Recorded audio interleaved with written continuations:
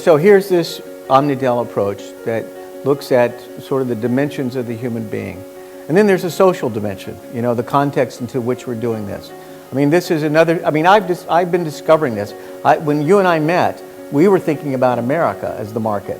And we wandered around, you know, like itinerants saying, you know, we've got this great technology and we want to do something meaningful with it. And people would say, oh, that's wonderful, but the economics didn't make any sense. And then all of a sudden it dawned on us that in India there's this enormous, I mean, what I frame the educational gold rush. The amount of training and education that's going to go on here in the next 10 years is historic. There's nothing like it. But that's a context. That's a business, you know, vocational training, for example. That's a business context. So on this one hand, there's the individual dimension, the OmniDEL, but on the other is this huge mass.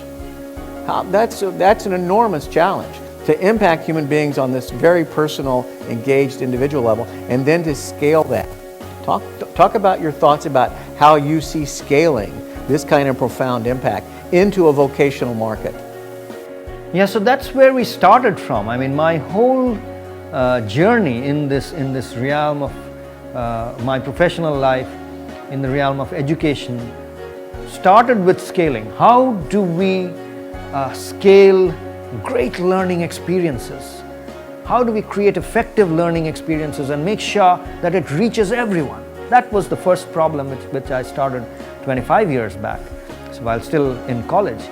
And when we met, which was a good, 12, 13 years after I had started, I'd already kind of reached a place where I thought I had the wherewithal in terms of the technology, multimedia and all that, how to use all this to reach out effectively to a lot of people.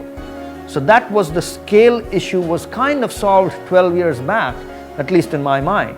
Then there was a second more profound realization was with the solution to the how do we reach more people came the responsibility of what do we reach more people with. And that's the search with which, you and I, along with our team, kind of embarked on and have been on for the last 12 years. And that discovery of the what is important, what is meaningful, has actually impacted the how in more profound ways.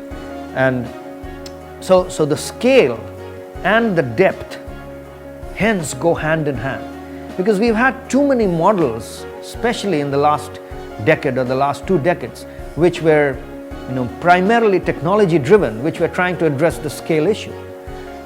These do not work, because it's education. We are talking about human transformation. It takes time.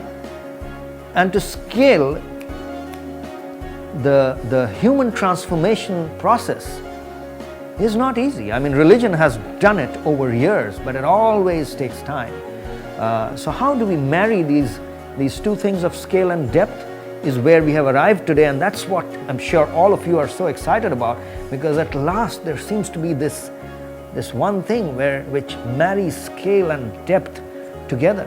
I'm sort of trying to discover why at this point, 12 years in, I'm spending not less time in India, more time in India.